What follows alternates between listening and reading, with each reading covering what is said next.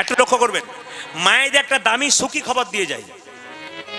বাড়িতে এত অশুভ শক্তি হচ্ছে কেন, অশান্তি হচ্ছে কেন? একটা কারণে হচ্ছে। এই কারণটা আপনারা বন্ধ করুন। ঘুম থেকে উঠে বাসি কাপড়ে যে কাজ করে, তার বাড়িতে যত ঝঞ্ঝাট, অশান্তি, যত রকমের অশুভ শক্তি সব ঢুকে। ঘুম থেকে উঠে মায়েদের প্রথম কর্তব্য, বিছানা থেকে নেমে আপনাকে স্নান করতে হবে। যদি অত সকালবেলায় আপনি স্নান করতে না পারেন, আপনি পা হাত ধুয়ে নেবেন, পরিষ্কার পরিচ্ছন্ন হয়ে যাবেন। রাত্রের বাসি কাপড়টা আপনাকে ছেড়ে সুন্দর একটা বসন পরে, শুভ্র পোশাক পরে আপনি বাড়ির কাজ করুন। দেখুন অশুভ শক্তিগুলো সব দূর হয়ে যাবে, নেগেটিভ এনার্জি দূর হবে, পজিটিভ এনার্জি থাকবে। কিন্তু এখনকার সবচাইতে লজ্জার ব্যাপার কি বলুন তো? এখন থেকে লজ্জার ব্যাপার, বাসি কাপড়েই দেখবেন বেলা 1:30 পর্যন্ত লেগে থাকে। আর যত অনিষ্ট অশুভ শক্তি, আগেকার মতো শান্তি নাই কেন, আগেকার মতো অশান্তি কেন? একটা নারী দেখবেন 3টে কারণে ধ্বংস হয়। একটা নারী সংসারে 3টে কারণে ধ্বংস হয়। বলবো না বাদ দিয়ে দেবো? না, বাদ দিয়ে দেন। মায়েদের সংখ্যা বেশি আছে, না বলাটাই ভালো। একটু বলে দিই, একটা নারী 3টি কারণ আসতে, একটা নারী 3টি কারণে ধ্বংস হয়। কি কি? যে নারী তার স্বামীর সঙ্গে মুখে মুখে তর্ক করে, 1। যে নারী তার স্বামীর সঙ্গে জেদ করে মুখ গোমরা হয়ে বসে থাকে, 2। আর 3 নম্বর হচ্ছে যে নারী বাবা মায়ের, বোনের, দিদির কুপরামর্শে নিজের সংসারটাকে নষ্ট করে। এই কারণে নারী ধ্বংস হয়ে যায়। আপনাদের হ্যাঁ, দেখলেন তো কি বললো? সব শুনতে পাচ্ছ তো? আর মায়েরা তো মনে মনে ভাবছে যে এইটাই তো আমাদের প্রথম কর্তব্য। না, আপনি যখন এই সংসারে আছেন, আপনার দায়িত্ব আছে, আপনার মা বাবার প্রতি কর্তব্য আছে, কিন্তু মা বাবার কুপরামর্শ আপনার নয়, সংসারটা আপনার। ওনারা চলে যাবেন সংসার ছেড়ে, সংসার আপনি করবেন। এই সংসারে রেখে কষ্ট দেবেন, আপনি কষ্টের ভাগ আপনি নেবেন। ব্যাংকে টাকা জমা দিলে 10 বছর পরে যেমন ডবল হয়, আপনি কম বয়সে রক্তের গরমে কাউকে খারাপ কথা বলবেন, ওটা জমা থাকবে। আপনার যখন বয়স হবে আপনি ডবল করে ফেরত পাবেন। সেই দিন বুঝবেন আমি আজকের কর্মটা কি করলাম। আমি একবার 100% এখানে দাঁড়িয়ে বলে দিলাম, এখানে যতগুলো পুরুষ মানুষ কীর্তন শুনতে এসছে, আপনার আমার কথাটা মিলিয়ে নেবেন। যে মানুষ কীর্তন শুনতে আসার সঙ্গে সঙ্গে দেখবেন খালি ছটপট ছটপট করে, এখান ওখান সেখান চঞ্চলতা করে, ও সংসারের হিসাব নিয়ে দেখবেন ওর জীবন উন্নতি নেই। একবারে 100%, তাতে কোনো ভুল নাই। দেখবেন যে মানুষ শুধু কীর্তনে নয়, অন্য একটা অনুষ্ঠান হচ্ছে, দেখবেন ও বসবে না, খালি উঠবে বসবে, এ পাশোপাশ করবে। ওর জীবনে হিসাব করে দেখবেন ওর কোনো দিন উন্নতি নেই। মহাপ্রভু একটা দামি কথা বললেন, যদি আমার নাম গুণকীর্তন কোনো কম বয়সের হোক আর যে বয়সের হোক, যদি ভক্তি ভরে কীর্তন শোনে, আশীর্বাদটা আমি দিয়ে দিই। সঙ্গে সঙ্গে পায় না। মাসে যে চাকরি করে সে কি ঢুকেই বেতন পায়? 1 মাস পরে পায়। আজকে আপনি কীর্তন শুনলেন, একদিন আপনি এমন উপকার পেয়ে যাবেন, আপনি ভাবতেই পারলেন না কেন পেলেন। আজকের জন্য পেলেন। কেন? আজকে আপনি ভক্তি ভরে কীর্তন শুনলেন, ওটা আপনার জমা রয়ে গেল, একদিন আপনি কৃপা পেয়ে গেলেন, যেদিন পূর্ণ হয়ে যাবে। এই জন্য কীর্তন শুনতে হয় হিন্দু সনাতন ধর্মকে বাঁচানোর জন্য, মহাপ্রভু বাণীকে রক্ষা করার জন্য। এই যে ধৈর্য যার, কৃষ্ণ তার। কুরুক্ষেত্রের যুদ্ধের দিকে তাকান, পঞ্চপাণ্ডব, তার দাদা যুধিষ্ঠির স্থির ছিলেন, তিনি ভগবানকে পেয়েছিলেন। 100 ভাইয়ের দাদা দুর্যোধন, তিনি চঞ্চল ছিলেন, ভগবানকে হারালেন। প্রমাণ কি? দেখবেন যখন দুঃশাসন দেখবেন চুলের মুঠি ধরে যখন দ্রৌপদীকে টেনে নিয়ে আসছে রাজসভাতে, তখন ভীম গদা তুলল, দাদা অনুমতি দাও, একা 100 ভাইকে আমি ফাটিয়ে দেবো এখনই। সঙ্গে সঙ্গে বলে উঠল যুধিষ্ঠির মহারাজ, ধৈর্য ধর, শুধু চোখে দেখ, ফল একদিন ফলবে, অপেক্ষা করতে হয়। ধৈর্যের ফল বড় মিষ্টি, চঞ্চলতার অধৈর্যের ফল তেতো হয়ে যায়। ধৈর্য ধরতে হয়। আপনার জীবনে ধাক্কা আসবে, আপনি ধৈর্য ধরবেন। কেউ ভগবানের নাম করবেন, তখন দেখবেন আপনার ছেলে কঠিন অসুখ হয়ে গেছে, আপনি ভগবানকে ছেড়ে দেন, ধ্যাত্তেরি সারা জীবন ভগবানকে ডাকলাম, ছেড়ে না। আপনাকে পরীক্ষা করছে, ভালো নিশ্চয় হবে। আপনি তখনও ছাড়বেন না, যদি না ছাড়েন উনি আপনাকে ছাড়বেন না। যে যত ভগবানকে ডাকে তাকে ধাক্কা দেয় কেন? মায়েরা, যে পড়াশুনো করে তাকেই তো পরীক্ষা দিতে হয়, রাখাল বালককে কোনোদিনই পরীক্ষা দিতে হয় না। অনেকে বলে কম বয়সে হরিনাম করতো, ও তো মরে গেল, কেন মরলো? তত্ত্ব বলছে গাছের মধ্যে যে ফুলগুলো সুন্দর সেগুলোই তো আগে গোবিন্দ সেবায় লাগে। খুব ভক্ত যারা ভগবানের হয়, ভগবান তো তাদেরকে আগে তুলে নেয় কেন? আমার চরণ সেবা করবে বলে। শাস্ত্র বলল একটা অভক্ত লোক যদি 50 বছর বাঁচে ওর দাম নাই, একটা ভক্ত লোক যদি 10 বছর বাঁচে ওর দাম আছে। কেন বলুন তো? একটা অভক্ত লোক যদি 50 বছর বাঁচে, ও দেখবেন 50টা নয় 500টা 1000টা অভক্ত করে চলে যাবে। কিন্তু একটা যদি 10 বছরের ভক্ত বেঁচে থাকে, 10 বছর ভক্ত ভক্তি করে, ও 1000টা ভক্ত তৈরি করে দিয়ে যাবে। ওই জন্য ভক্ত হয়ে বাঁচুন, যেন আপনার দ্বারা আরো 5 জন ভক্ত হতে পারে। আপনি বলবেন না কেন? আপনি জয়নিতাই বলুন, হরিবল বলুন। আপনি বাবা হয়েছেন, আপনার বিরাট দায়িত্ব আছে। আপনার ছেলেকে কৃষ্ণ ভক্ত করতে হবে। কিছু মনে করবেন না। পরশু তারিখে যেখানে গাইছিলাম, সেখানে একজন ভক্ত আমাকে বলে উঠলেন, প্রদীপ বাবু আমার আর চিন্তা নাই, ছেলের জন্য 1 কোটি টাকা রেখে দিলাম, এবার আমি মরবো তো শান্তিতে মরবো, ছেলে তো বসে বসে খাবে, রোজগার করতে হবে না। আমি জিজ্ঞেস করলাম, আপনার ছেলেকে আপনি কেমন তৈরি করলেন? এইরকম তৈরি করলেন না এরকম তৈরি করলেন? যদি আপনি এরকম তৈরি করলেন, আপনার শেষ জীবন পর্যন্ত আপনাকে দেখবে। যদি এরকম তৈরি করেন, আপনার মৃত্যুর পর সাধ্য কাজ করবে। যদি এরকম তৈরি করতে পারেন, তাহলে হিন্দু সনাতন ধর্মকে রক্ষা করার জন্য মহোৎসব দেবে। আর যদি এরকম পার্টি তৈরি করেন, আপনার 1 কোটি মানে কি আপনার 10 কোটি টাকা চলে যাবে। সেদিন বুঝবেন আপনার ওই টাকা রেখে কোনো লাভ নাই। কৃষ্ণ ভক্ত সন্তান তৈরি করুন। টাকা রোজগার করার মেশিন তৈরি করবেন না, শেষ বয়সে আপনাকে দেখবে না 100%।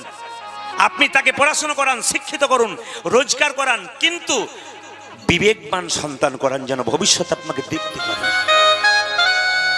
আজকে আপনি নিজের রক্ত গরমে ছেলেকে দেখবেন না, নিজে মদ খাবেন, মাতলামি করবেন, শেষ বয়সে আপনার ছেলে আপনাকে মারবে, লোকের সামনে বলে বেড়াবেন আমাকে মারছে, আমাকে খেতে দিচ্ছে না।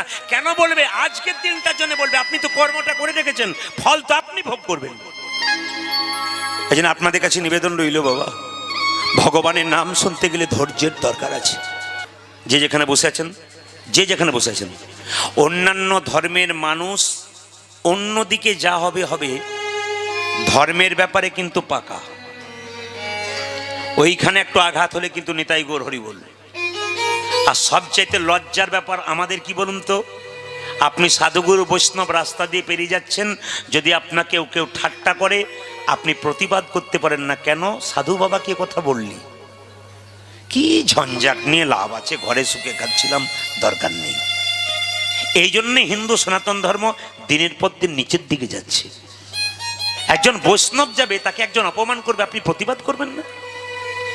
একটু মুখে বলবেন না, ভাই তোমার ভালো লাগে না, তুমি বৈষ্ণব দেখে তোমার ভালো লাগে না, তুমি বৈষ্ণবকে খারাপ কথা বলবে কেন?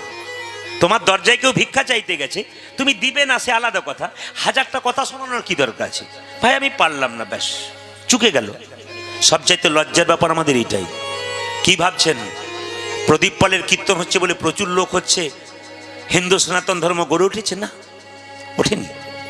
ইটের মধ্যে ইট সাজালে পাঁজা তৈরি হয় বাবা, দেওয়াল তৈরি হয় না। সেরকম ইট আর ইটের ফাঁকে মশলা দেবেন, তবে কিন্তু দেওয়াল তৈরি হবে। অনেকগুলো মানুষ একসঙ্গে কীর্তন শুনলে কিন্তু সনাতন ধর্ম টিকে আছে ভেবে নিয়েন না। কি আছে? একজন একজনকে দেখে আলিঙ্গন করে যদি জয় নিতাই বলতে পারেন, তাহলে বুঝবেন আপনার সনাতন ধর্ম।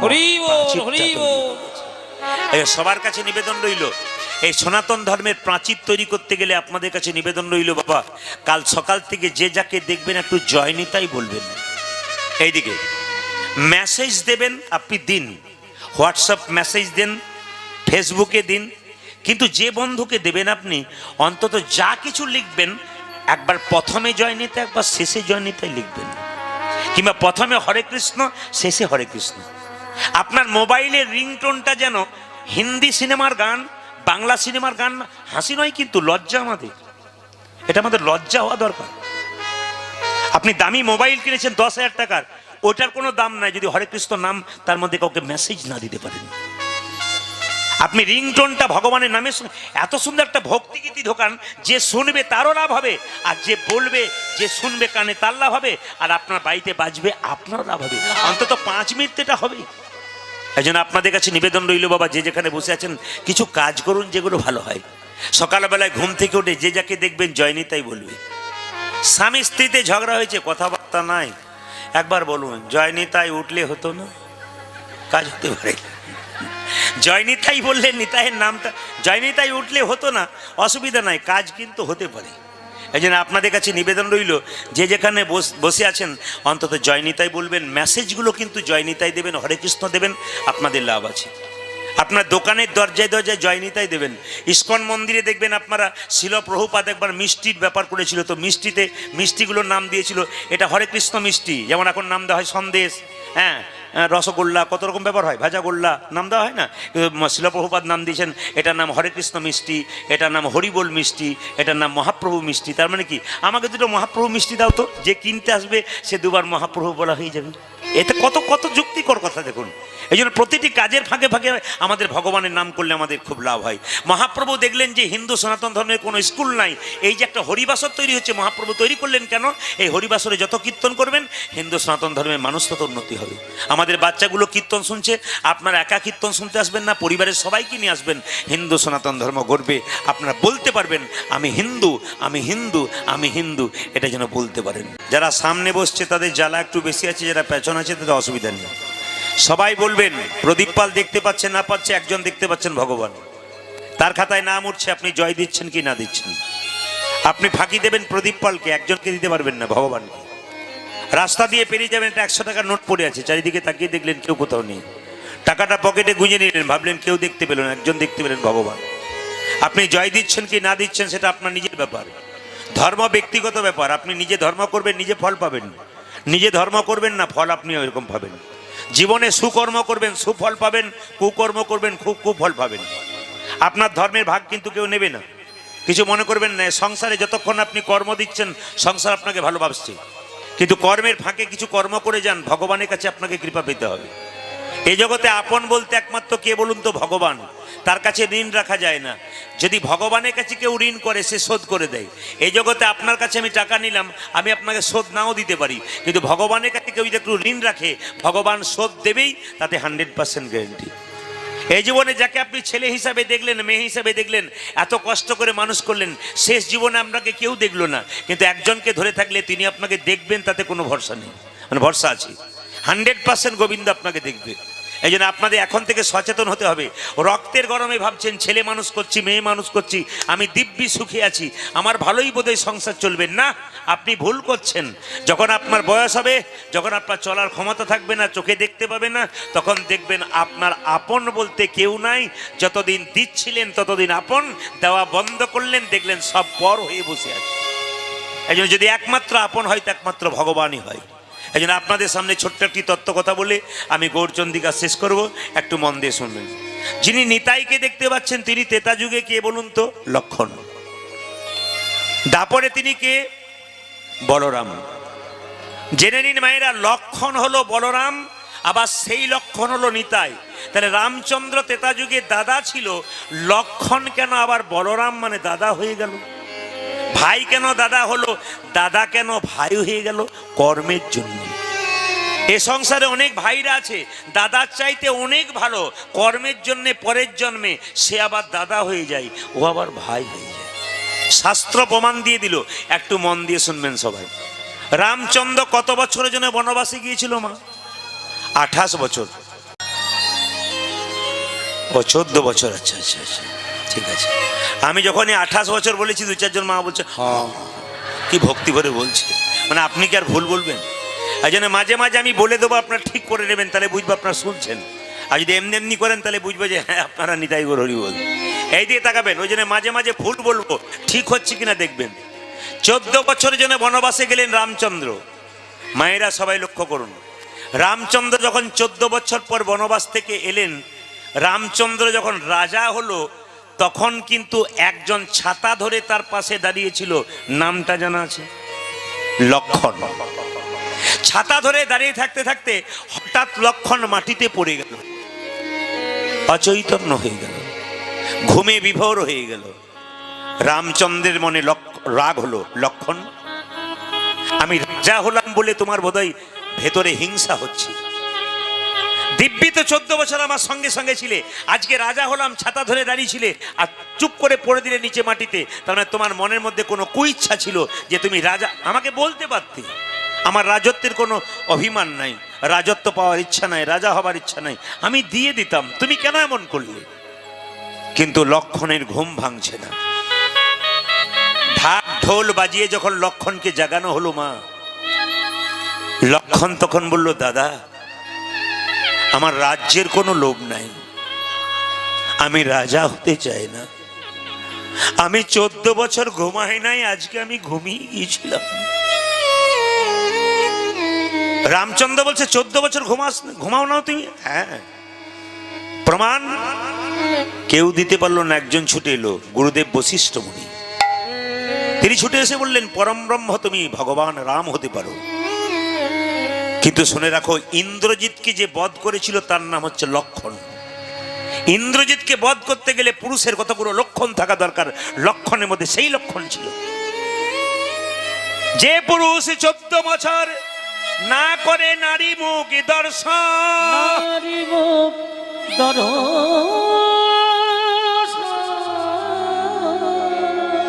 যে পুরুষ 14 বছর নারী মুখ দর্শন করে না সেই পারে ইন্দ্রজিৎকে বধ করতে। যে পুরুষ 14 বছর না করে ভক্ষণ, যে পুরুষ 14 বছর ধরে কিছু খায় না, উপবাস থাকে, একমাত্র সেই পারে ইন্দ্রজিৎকে বধ করতে। যে পুরুষ 14 বছর না করে শয়ন,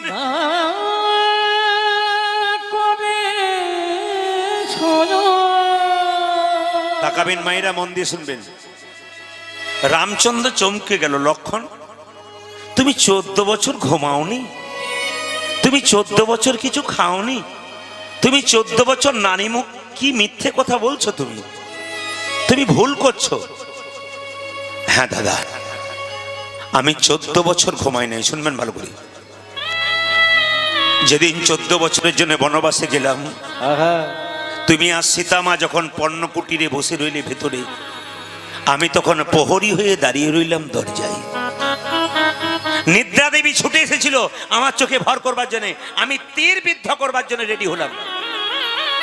এই নিদ্রা দেবী, আমার চোখের মধ্যে এলে আমি তোমাকে শেষ করে দেবো।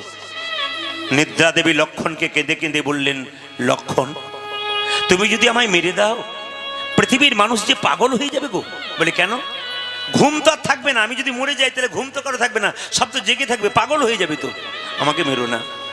লক্ষণ বলো, তবে কথা দাও, 14 বছর তুমি আমার কাছে আসবে না, 14 বছর তুমি আমার কাছে আসবে না।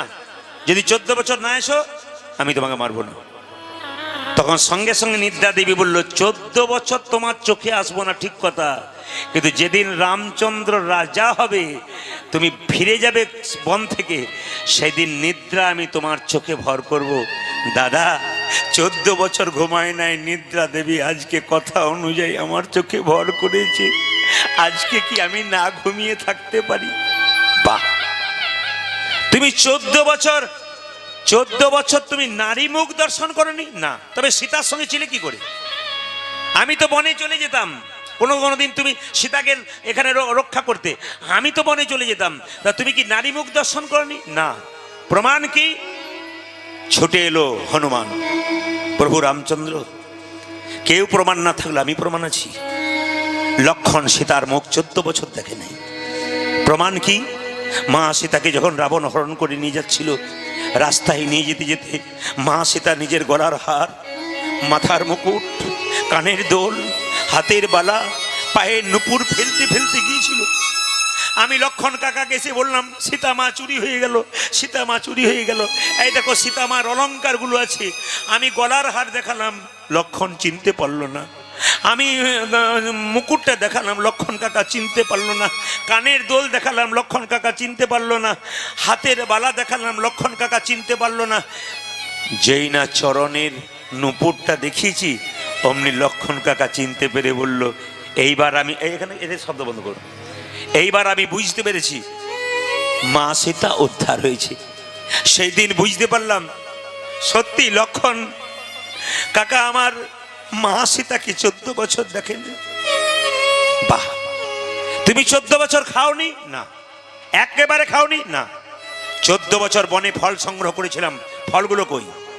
দাদা ফল তো নাই, ফলের বীজগুলো আছে আমার তুনের মধ্যে। মায়েরা তুন জানেন? তুন, তুন বলতে কি বলুন তো?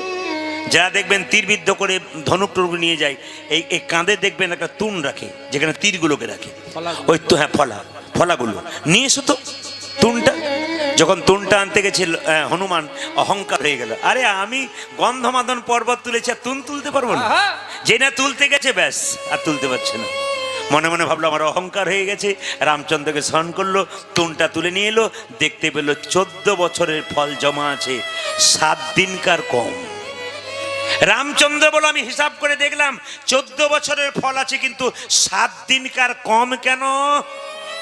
লক্ষণ বলল দাদা হিসাব করে নাও, গুনে নাও, আমি বলে দিচ্ছি। যেদিন পিতা দশরথের মৃত্যু সংবাদ শুনলাম, মৃত্যু সংবাদ শুনলাম, সেই দিন আমাদের ফল খাওয়া হয় না, ফল খাওয়া হয়নি। গুনবেন মায়েরা, 1 2 নম্বর, যেদিন যেদিন সীতা মাকে রাবণ হরণ করলো, হরণ করিল, সেই দিন ফল খাওয়া হয় না। খাওয়া হয় না। কদিন হলো, কদিন হলো গুনবেন, কদিন হলো দেখাবেন আমরা আপনারা? 2 দিন। যেদিন মায়া সীতা তৈরি করে তার মস্তকটাকে ছেদন করে সোনার থালায় আমাদের রাবণ দেখিয়েছিল, আমাদের রাবণ দেখিয়েছিল, সেই দিন ফল খাওয়া হয় না।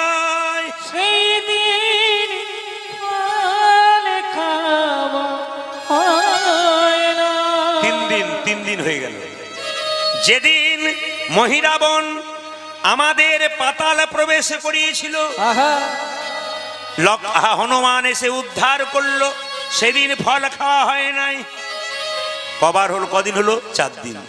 যেদিন রাবণের শ্বশুর ময়দানবের দ্বারা ইন্দ্রজিৎ আমার বুকে সেল মেরেছিল, শক্তি সেল, সেই দিনে খাওয়া হয় নাই। কদিন হলো, কদিন হলো? 5 দিন। আর 6 দিন কোন দিন বলুন তো? 6 দিন হলো, 6 দিন হলো যেদিন নাগপাশে আমাদের বদ্ধ করেছিল। নাগপাশে যখন বদ্ধ করলো, গরুর এসে আমাদের উদ্ধার করলো, সেদিন আমাদের ফল খাওয়া হয়। 6 দিন তো দুঃখের জন্য খাই নাই, একদিন আনন্দে খাই নাই। যেদিন রাবণকে বধ করে সীতা মাকে উদ্ধার করলাম, সেই দিন আনন্দে ফল খাওয়া হয়। লক্ষণ, আমি প্রতিদিন তোমার হাতে ফল দিতাম, তুমি ফল খাওনি কেন? দাদা তুমি যখন বন থেকে ফল সংগ্রহ করে আমাকে দিতে, বলতে লক্ষণ ফল ধরো, দিন তো বলনি লক্ষণ ফল খাও, ধরো বলেছিলে, আমি খাইনি, আমি ধরেই ছিলাম। কত বড় ভাই দেখুন, রামচন্দ্র বলছে ওরে লক্ষণ তুই যদি আমার ভাই না হতিস, হয় না, তবে তোর চরণে একটি প্রণাম করতাম, প্রণাম করতাম।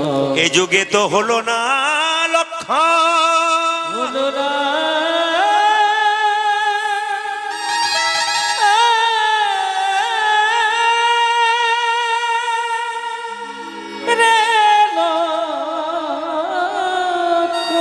তবে আগামী দাপরে আমি হব তোর ছোট ভাই কৃষ্ণ, ছোট ভাই কৃষ্ণ, তুই হবি আমার দাদা বলরাম, দাদা বলরাম,